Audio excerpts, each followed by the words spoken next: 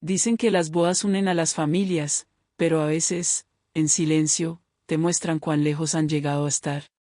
Me puse el vestido azul que había guardado durante años, horneé el bizcocho de manzana que a él le encantaba y hasta planché la Rebeca con los pequeños botones de plata, esa que una vez me dijo que me hacía parecerme a su actriz favorita de las películas antiguas. Pero cuando entré al salón de bodas y me di cuenta de que nadie me había guardado un sitio cerca de él, sentí que algo dentro de mí cambiaba, y ese cambio, aunque discreto, lo transformaría todo. El norte de Asturias es tranquilo en primavera.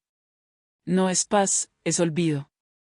Mi casa está escondida junto a una laguna silenciosa, rodeada de pinos y recuerdos. Vivo sola desde hace 4 inviernos, cuando falleció mi esposo, Manuel. Nuestra hija, Lucía, me visita cada vez menos, pero lo entiendo, los jóvenes tienen su vida. Para eso los criamos, ¿verdad? Mis días avanzan despacio. Por las mañanas horneo bizcocho de manzana, leo el periódico local con una taza de té tibio y riego los narcisos tercos del jardín, que nunca florecen a tiempo. A veces veo pasar la furgoneta de correo sin detenerse y me pregunto si va para otra casa, para alguien que también revisa el buzón cada tarde, fingiendo no esperar nada. Hace 3 semanas, Lucía me llamó para decirme que se casaba. Sonaba emocionada, aunque distraída, y dijo que su prometido se llamaba Andrés. Le pregunté qué tipo de boda planeaban, me dijo algo sencillo pero elegante, y luego se quedó callada. No preguntó qué fines de semana me venían bien, ni si necesitaban ayuda. Le ofrecí hacer una tarta para la cena de ensayo. Se rió, dijo que era un detalle bonito.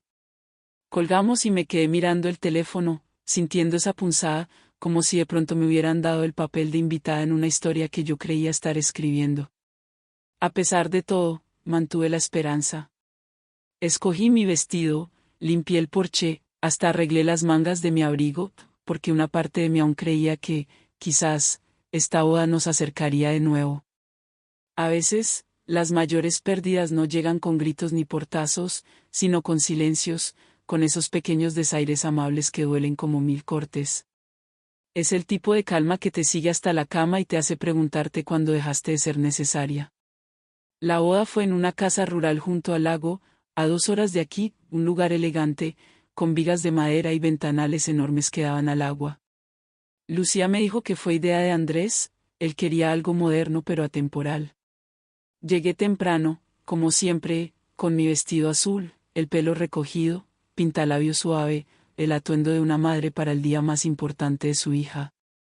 En la entrada, una muchacha me entregó una tarjeta con mi nombre y sonrió como si no supiera quién era yo. La tarjeta solo decía Elena Torres. Nada de madre de la novia. Ni una cinta, como si tenía la familia del novio. La sostuve un momento, la prendí, y entré al salón. La gente se agrupaba en pequeños círculos, risas sobre la música suave. Los camareros pasaban con bandejas de cava y bocaditos diminutos y caros. Vi a Lucía y a Andrés al fondo, rodeados de desconocidos. Ella no me vio. Una organizadora, una chica joven con pantalón de pinzas y auriculares, me llevó a una mesa en la esquina. Las mesas cercanas tenían carteles, compañeros del novio, tías del novio, padres de la madrina. Mi tarjeta solo decía Elena. Sin apellido, sin título. Me senté entre un hombre que vendía seguros y una mujer que criaba perros en Valencia. Muy amables, pero ninguno conocía a Lucía. Hablaron entre ellos casi toda la noche. Durante el brindis, el micrófono fue para el padre de Andrés, luego su hermana, luego un amigo de la universidad. Alguien preguntó cuándo hablaría la madre de la novia. Lucía rió y dijo, quizás luego, y cambiaron de tema. La cena llegó, pollo, seco, un panecillo que nadie tocó. Noté que nadie en mi mesa terminó el plato. Los postres se veían mejor de lo que sabían, un bocado de tarta de limón me dejó más amarga que dulce. Lucía nunca vino a mi mesa. Ni una vez. Bailó con Andrés, luego con la madre de él, luego con una tía. Yo esperé, arreglé el bajo de mi vestido, sonreí al fotógrafo que pasó 2 veces sin levantar la cámara. Al final de la noche, me quedé sentada, rodeada de platos vacíos y personas ya de camino a sus coches. Doblé mi servilleta, la dejé en el vaso y me fui. ¿Nadie se despidió? Nadie lo notó. Pasó una semana antes de que Lucía llamara. Me invitó a cenar, solo las dos, dijo que Andrés saldría con amigos. Sonaba alegre, pero cautelosa, como si leyera un guión. Acepté, sin preguntas. Esa tarde me puse la misma Rebeca que llevaba el día que traje a Lucía del hospital. Aún suave en los puños. Horneé galletas de avena, las envolví en papel de aluminio. El viaje fue silencioso, el cielo gris, la carretera seca. La casa nueva de Lucía está en un barrio ordenado en las afueras, fachada de ladrillo, setos recortados, luces iguales en el porche. Me abrió la puerta con una sonrisa rápida, me dio un abrazo breve, casi sin rozarme los hombros. La cocina está por aquí, dijo. La mesa estaba puesta para dos, una botella de vino ya abierta y una pila de papeles cuidadosamente colocada al lado de los platos, sin comida, sin olores de cocina. Solo vino, solo papeles, solo una petición muda. Me sirvió el vino, elogió las galletas, su tono era ensayado. Luego señaló los papeles. Es solo por tranquilidad, dijo. Por si te pasa algo, sería más fácil. Todo el mundo lo hace, añadió, como si hablara del clima. La primera hoja estaba llena de palabras legales, pero el sentido era claro: autoridad, acceso, control. No decía hija. Decía apoderada. Sonrió y dijo que no había prisa, pero el bolígrafo estaba destapado. Dejé el paquete de papeles y le dije que lo llevaría a casa para revisarlo. Asintió, los ojos fijos en el bolígrafo, luego en mi cara. No discutió. No hacía falta. Hablamos de nada después, el tiempo, la nueva valla del vecino, una serie que no conocía. Al irme, su abrazo fue aún más leve. En el coche, no arranqué enseguida. Las galletas seguían intactas en el asiento. La luz del porche se apagó al minuto, automática, eficiente, como la cena. En casa, ni me quité los zapatos. Me senté en el sofá, el abrigo medio abrochado, las manos en el regazo, la casa en silencio, tan silencio que dudé si respiraba. Al rato bajé al sótano, las rodillas protestando, el aire frío. Al fondo, detrás de la lavadora, había un mueble con una caja metálica. ¿No la abría desde que Manuel murió? Siempre me dijo, si me pasa algo, ahí tienes lo que necesitas. Nunca miré. Esa noche supe que era el momento. La tapa chirrió al abrir. Todo ordenado, como a Manuel le gustaba, carpetas, etiquetas, clips. Al fondo, una carta con mi nombre, su letra. Se me encogió el pecho. La carta era corta, un párrafo. Decía que sabía que nunca pediría ayuda, ni aunque la necesitara, y que había dejado todo preparado para que nunca dependiera de nadie. Decía que no se lo contara a Lucía, no por falta de amor, sino porque el dinero cambia a las personas, y a veces revela quiénes son. Los documentos listaban 2 cuentas a mi nombre, inversiones que desconocía, acciones, fondos, una renta asociada a una finca en Andalucía. En total, más de 7 millones de euros. Miré el número, cerré la carpeta, la abrí de nuevo, creyendo que leía mal. No lloré. No sentí alivio. Era más pesado, como guardar un secreto demasiado grande para la casa. No era solo dinero, era confianza, previsión, la protección silenciosa que no supe que necesitaba hasta esa noche. Manuel había visto lo que yo no, y me dejó lo más importante: no seguridad, no riqueza, sino elección. Cerré la caja, la guardé, me levanté con las manos temblando. Arriba, dejé todas las luces apagadas salvo la de la cocina. Me senté con un cuaderno y los papeles de Lucía. Empecé a escribir, no lo que ella quería, sino lo que yo tenía que decir. 2 días después, llamó, justo cuando me sentaba a desayunar. El móvil sonó una vez, luego otra. Dejé que entrara el buzón de voz. Después contesté. Su voz era suave, más cuidadosa de lo normal. Preguntó si había mirado los papeles. Le dije que sí. Hizo una pausa, luego habló de previsión, de protegerme, de historias de gente que perdió acceso tras un ictus. Sus razones eran circulares, no por preocupación, sino por estrategia. Cuando guardé silencio, se volvió más firme, es mejor hacerlo ahora, antes de que se complique todo. Miré por la ventana, a los árboles pelados, una ardilla cruzando el jardín. Le dije que lo pensaría. Dijo que bien, que Andrés había encontrado un asesor financiero que podía ayudar. Colgamos. Me quedé sentada, el cereal ya hablando. Pensé en todas las noches en que velé a Lucía enferma, en aquella vez que conduje bajo la nieve solo para llevarle una manta extra, no porque tuviera que, sino porque así era el amor. Ahora, ella me hablaba como una transacción. Tiré el cereal por el fregadero y dejé correr el agua hasta que no quedó leche. Abrí el cajón junto a la nevera, saqué el sobremanila con todo lo de Manuel y lo sostuve. No sentí protección todavía, solo la última pieza de algo que él construyó para mí. Ahora era mi turno de construir algo yo, no por rabia, sino porque hasta el amor tiene límites, y yo había llegado al mío. Tardé 3 días en decidir.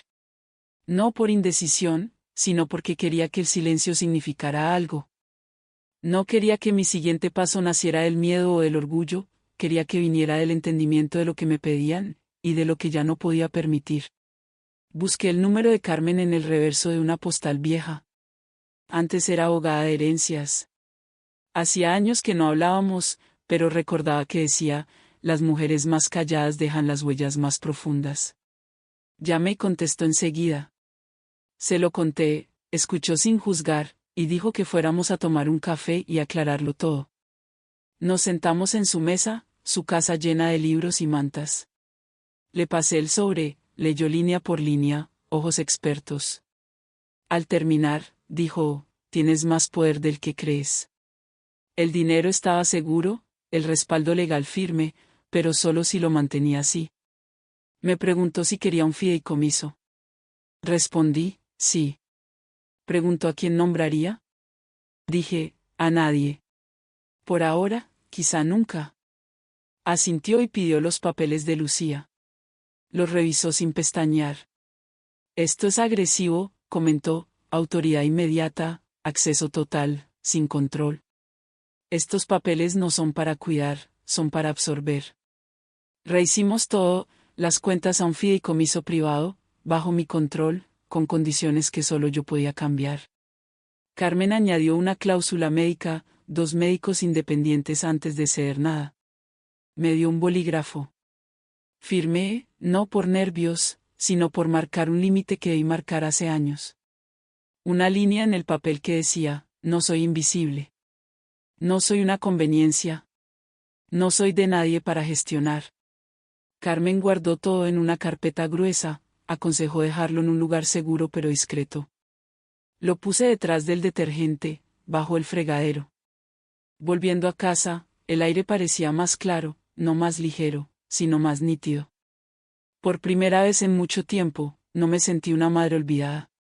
Me sentí una mujer con elección. La siguiente invitación llegó por WhatsApp.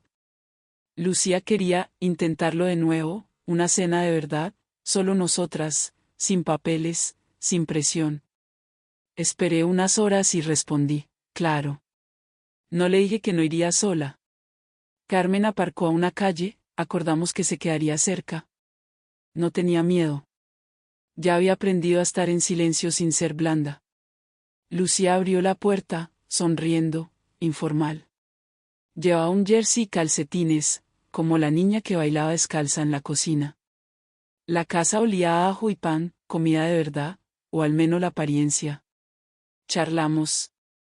Me preguntó si leía algo interesante. Le mencioné una novela de misterio de la biblioteca. Asintió, no preguntó más, los ojos se le iban a la mesa auxiliar, donde esperaba otra pila de papeles. Cuando los cogió, su tono cambió, más deliberado.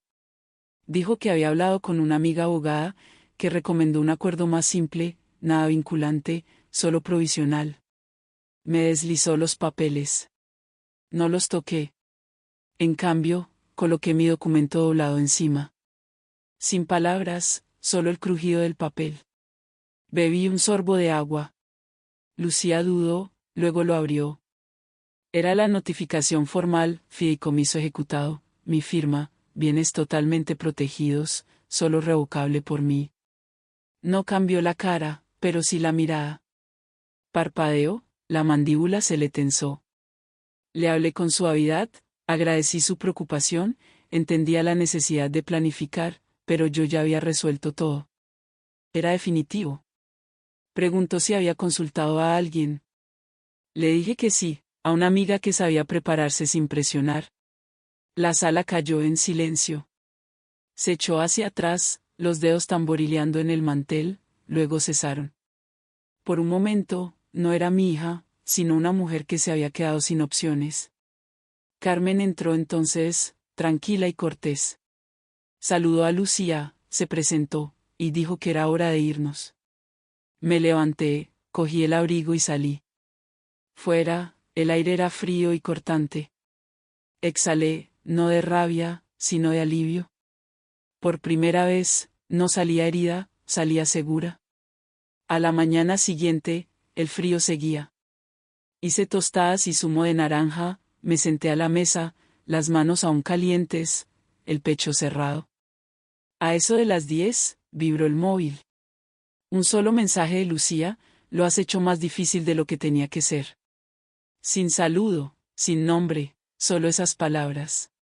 Miré la pantalla, la dejé boca abajo, la tostada se enfrió. No hubo más mensajes, ni disculpas, y supe, como solo una madre sabe, que esas palabras no eran decepción, eran control, una puerta que creyó siempre abierta y ahora estaba cerrada. Más tarde, revisé unas cajas en el garaje y encontré los álbumes de fotos. Abrí uno, Navidad de hace años, Lucía con 5 años, mejillas rojas, abrazando una muñeca, sonriendo con huecos en los dientes. Ese recuerdo me sostenía en los días duros. Ahora veía no solo a una niña, sino a una que siempre tuvo lo que quiso. Manuel y yo se lo dimos, no porque lo pidiera, sino porque creímos que amar era quitar obstáculos. Dimos demasiado, y en algún punto, ella pensó que tenía derecho a lo que no era suyo. Por la tarde, llegó otro mensaje, esta vez de Andrés. Decía que lamentaba la tensión, que solo intentaban planificar bien. Has criado a una hija fuerte. Solo queríamos cuidar su futuro. Lo leí 2 veces. Bajo la cortesía, entendí, tu tiempo pasó, ya es hora de soltar. No respondí. Esa noche, tiré el zumo por el fregadero, no por rabia, sino porque no quiero lo que ya no tiene calor. Me quedé en la ventana viendo caer la noche. No lloré ni di vueltas. Me quedé quieta, porque a veces la respuesta más fuerte es el silencio, y a veces, cuando una puerta se cierra, no debe reabrirse. La casa nunca fue ruidosa, pero tras ese último silencio, parecía sentencia. Me movía más lento, no por cansancio, sino por falta de motivo. Los días tomaron forma suave, toallas dobladas, encimeras limpias, plantas regadas siempre a la misma hora. No esperaba llamadas, pero notaba su ausencia. A los 3 días, una luz parpadeó en el contestador. No respondí, pero escuché. La voz de Lucía, lejana, disculpándose, diciendo que se había pasado, que solo quería hablar. Dejé el mensaje ahí, ni guardado ni borrado. Luego repasé viejos chats, fotos de años atrás, Lucía riendo, Andrés con una tarta, un perro viejo. Más atrás, mensajes cuando aún terminaba con te quiero. Los borré, no con rabia, sino con aceptación. Guardé un video, Lucía con 10 años contando un cuento de miedo con una linterna, mi voz joven riendo de fondo. Lo vi, apagué el móvil.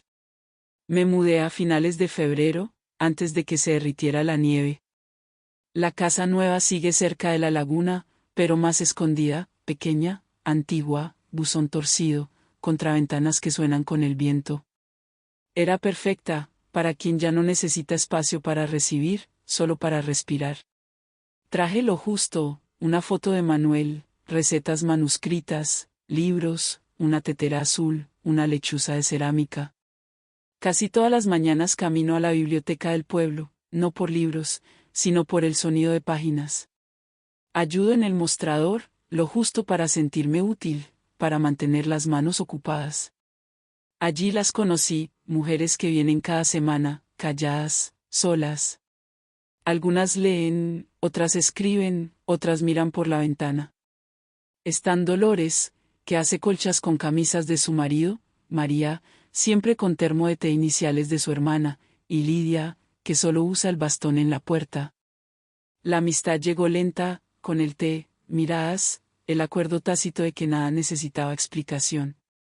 Un día, Lidia preguntó si ayudaba en el huerto tras la biblioteca. Dije que sí sin mirar. La tierra era dura, pero la trabajamos juntas, rodillas en el barro, manos manchadas, sin charla, solo el ritmo de plantar. Lo llamamos el rincón tranquilo, y fue nuestro. No hablábamos mucho de nuestros hijos. Si salía el tema, era con reconocimiento, no amargura. Lo que compartimos no era duelo, era claridad, una nueva pertenencia, no a otras, sino a nosotras mismas. Con tierra bajo las uñas y libros cerca, dejé de sentirme carga y empecé a sentirme mujer, no esperando, no extrañando, solo estando. Un sábado, la vi de nuevo. Acababa de barrer el porche cuando vi un coche aparcado. Ella estaba al volante, quieta, luego bajó, más lenta, hombros caídos. Llevaba sudadera gris, vaqueros, sin papeles, solo un sobre blanco. No se acercó, se sentó en los escalones, como hacía de niña. Abrí la puerta, bajé, me detuve a unos pasos. Alzó la vista, los mismos ojos, más suaves. Dijo que lo sentía, que se dejó llevar por el miedo y el dinero, que las cosas no salieron como pensaba. Sostuvo el sobre. No lo cogí enseguida. Dijo que no esperaba nada, solo quería que supiera que ahora veía lo que hizo, lo que costó. Dejé que el silencio hablara, luego me senté a su lado, ni cerca, ni lejos, lo justo para que la madera crujiera bajo las dos. Le dije que la perdonaba, pero el perdón no venía con llave. Hay puertas que, una vez cerradas, necesitan tiempo, si es que se abren. Asintió, no discutió. Nos quedamos un rato, el viento en la barandilla, un pájaro cruzando la acera. Se levantó, dijo gracias, dejó el sobre a mi lado y se fue. No la llamé, no saludé. La vi marchar, sin esperar, sin duelo, solo respirando, porque a veces el primer paso no es ir hacia alguien, sino saber estar quieta sin hundirse. La primera nevada llegó temprano, fina y suave. La vi caer desde la ventana, el mundo en pausa, pero no vacío. Pasé la mañana en silencio, sin radio, solo el suspiro de la casa. Encendí la chimenea, me tapé con una manta, las manos en una taza caliente. No había tristeza, ni alegría, solo una paz nueva, que no venía de arreglar, sino de saber que ya no hacía falta. Después, escribí una carta, no a Lucía, ni a Manuel, sino a la mujer que fui, la que pensó que amar era siempre decir sí, que el silencio era seguro. Le dije que podía dejar de cargar sola, que podía sentarse, que el peso ya había llegado demasiado lejos. Cerré la carta y la guardé en un libro que no planeo acabar. Hay historias que no necesitan final, solo soltarse. Esa noche, horneé un pequeño pastel, de una sola capa, solo para mí. Encendí una vela, la puse en el centro, sin canción, sin aplausos. Cerré los ojos y pedí un deseo, no para nadie más, sino para mi propia quietud, mi nuevo comienzo, una vida que ya no necesita justificarse. Abrí los ojos y apagué la vela. La casa no parecía silenciosa, parecía conquistada. Si esta historia tocó algo callado en ti, algo que no has dicho en años, no estás sola. Cada mujer que se ha sentido invisible aún guarda un fuego que no se apaga. Si alguna vez dejaste atrás algo que quería encontrarte, y al otro lado hallaste tu propia voz, cuídala con cariño. Y si te animas a contar tu historia, aunque sea un trocito, yo te escucho. Porque a veces, ser escuchada es el primer paso para volver a estar completa.